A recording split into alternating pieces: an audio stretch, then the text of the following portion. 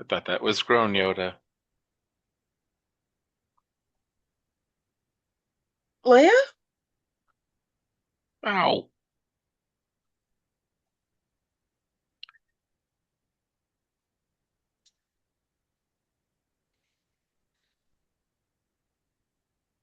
Oh, snap.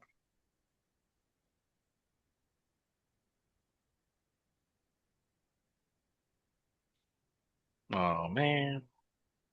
Classic X-Wing. That was the next one. Hey! Heh.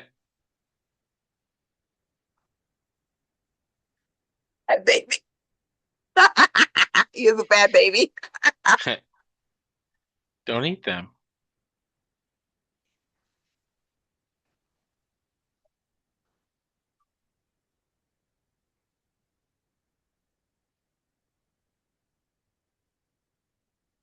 Oh, Heh. I know who that is. Right?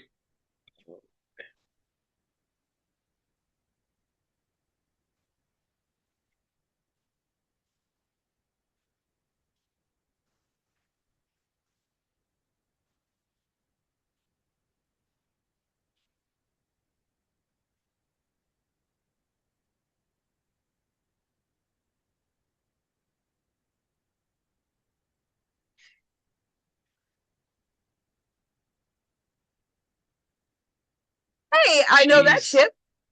Heh. Yeah, what the heck?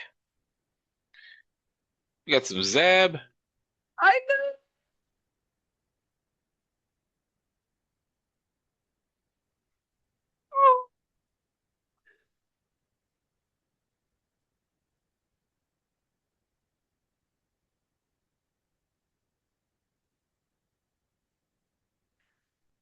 Um,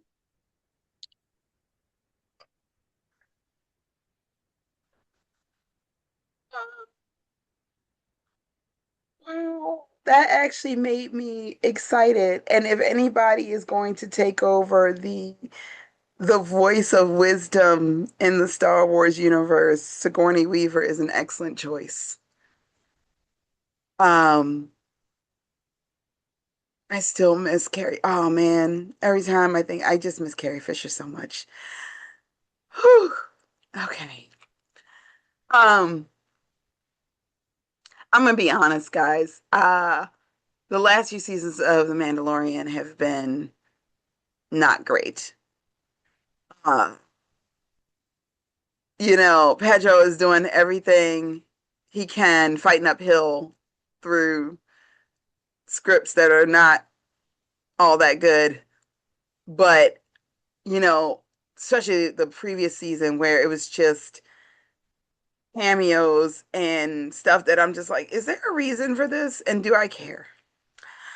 Um, that being said,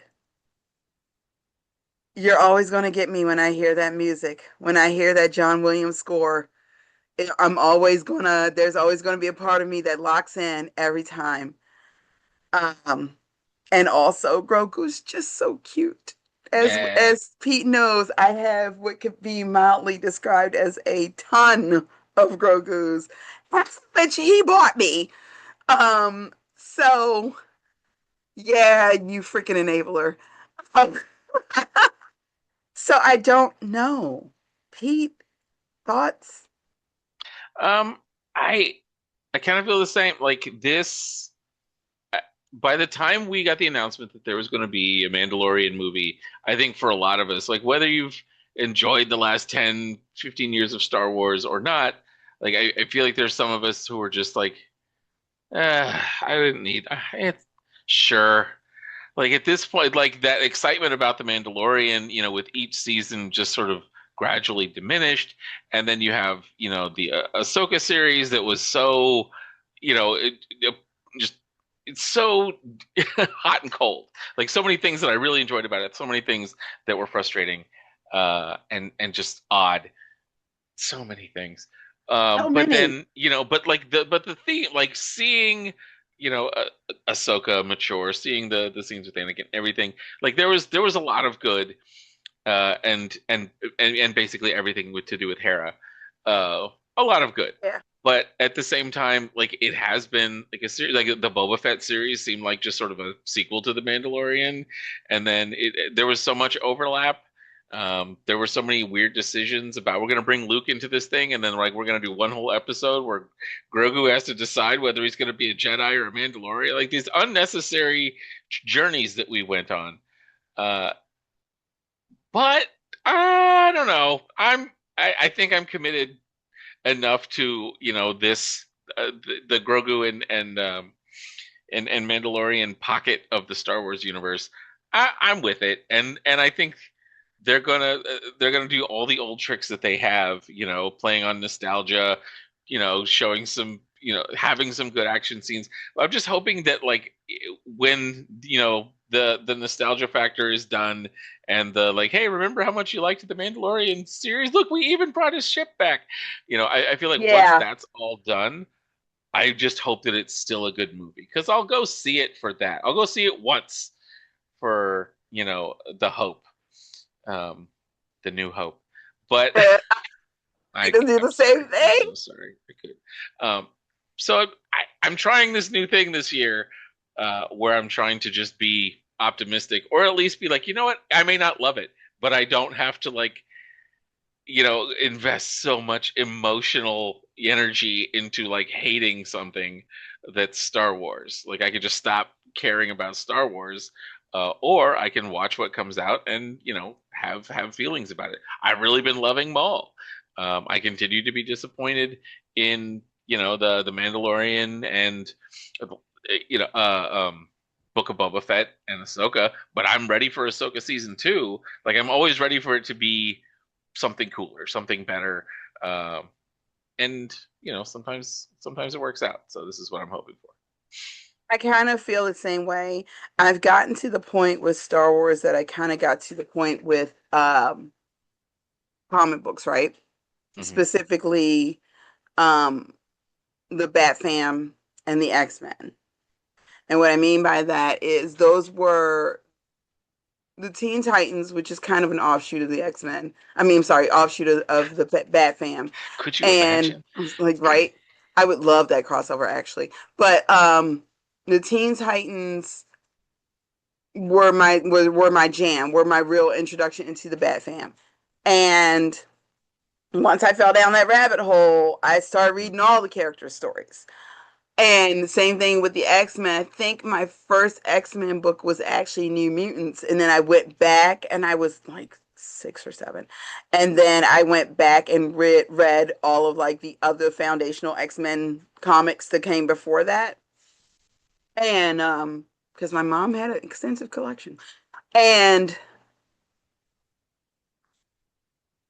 for the years, especially after the comics boom of the 90s, where it was like there's just so much content that it was too much. I've gotten to the point where I'm like, I'll lock in for certain storylines. I'll lock in for certain characters. You give me a Storm book, I'm gonna buy it. You give me a Red Hood book, I'm gonna buy it. You give me spoiler or Black Bat, I'm gonna buy those books. Um, I am fascinated by Emma Frost, but I've gotten to the point where I'm like, I don't need to read every X-Men story. I don't need to read every Bat Fame story because they're going to be not always going to hit, and that's okay. There's someone out there who likes it. It ain't going to be me. And I got grown up money, and I have decided I'm going to spend my grown up money on stuff I actually care about. Hmm. So, um, and I kind of feel like that's where I've gotten to with Star Wars. Was it such a foundational part of my life growing up? Obviously. I literally have Star Wars crap everywhere in this house. Despite how much I keep trying to get Star Wars stuff out of my house, there's more Star Wars stuff shows up. And whose fault is that, Peter? Um, um, but yeah, I am I gonna lock in for this, or is it gonna be a solo where I watch it when it's home and I'm like, oh, okay. That was a thing that happened. I don't know yet. I think it's going to depend on, and I don't like care for Rotten Tomatoes. I think it's going to more depend on people who I know who are either super Star Wars fans or who are completely ambivalent about it. And if those two Mhm. groups both agree that it's a decent movie, then I will make the effort to go see it in the theaters. But also right now there are so many interesting original IPs happening in the fantasy sci-fi space that I'm like, and also, and I'm gonna be real with you guys, um, it hasn't felt like Star Wars wanted people like me to care about it because they've actively uh, run roughshod over characters who look like me. Um, they've actively, you know, the only time a character of color can seemingly be a lead is when they're underneath a ton of makeup, Ahsoka. Um, so I go where I'm wanted, you know? And the last few years, Star Wars has kind of made it pretty clear with the treatment of Finn alone. I could rant about that all day long. But also The Acolyte, which was filled with great performances and was doing something different finally. And they basically bowed to neckbeard fanboys. So I'm like, if you're gonna keep playing in my face, I'm not gonna keep showing up. And I kind of that's kind of where I am with this fandom and with this IP, you Mhm. know? Yeah. Yeah. Yeah, it's yeah, I feel like the Star Wars experience as a whole is just weirdly negative for like a lot of unnecessary reasons. And Hmm. Star Wars fans are like on the top of that list. Uh, and I don't know. That's part of, why I want to continue, podcasting and talking about Star Wars because I feel like I don't know about middle ground, but I feel like there's some like, there's some thoughts that we could share. So, but Well, as far as this movie's concerned, I'm ready to go. I'm ready to go see it. I tend to go see Star Wars movies in the theater. So it may be disappointing. It looks like it's going to be fun, even if it's not great, and I'll take well, what I'm gonna do is send you, and then when you report back, that.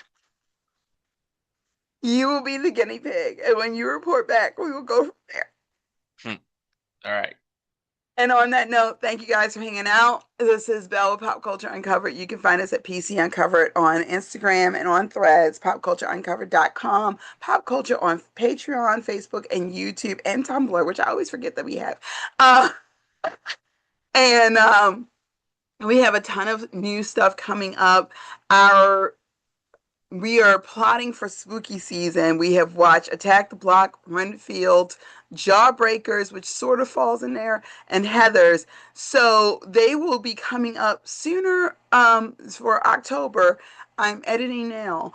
And you guys we have a lot of things coming. Let's put it like that. We got a lot of good content coming, and I hope you guys continue on this journey with us because we're having fun, so we hope you are too. On that note, peace. Bye. Bye.